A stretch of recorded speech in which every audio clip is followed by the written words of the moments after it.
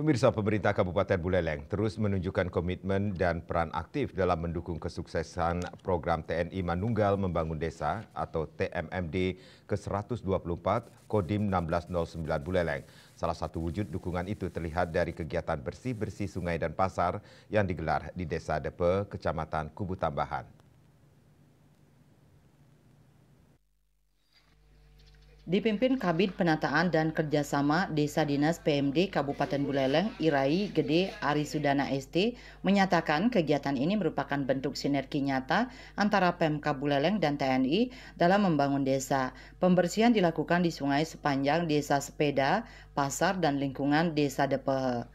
Selain itu, OPD Buleleng juga telah berkontribusi aktif sejak awal pelaksanaan TMMD. Dalam beberapa minggu sebelumnya, OPD terlibat dalam berbagai kegiatan non-fisik maupun fisik seperti mendukung pembangunan drainase, penguatan akses jalan, hingga penyuluhan sosial kepada masyarakat. Kontribusi lintas sektor ini menjadi bukti bahwa TMMD bukan hanya kerja TNI semata, melainkan kolaborasi menyeluruh antara instansi, pemerintah daerah, dan masyarakat untuk menciptakan pembangunan desa yang merata, berkelanjutan, dan berdampak langsung bagi warga. Yasri Yuli, Bali TV.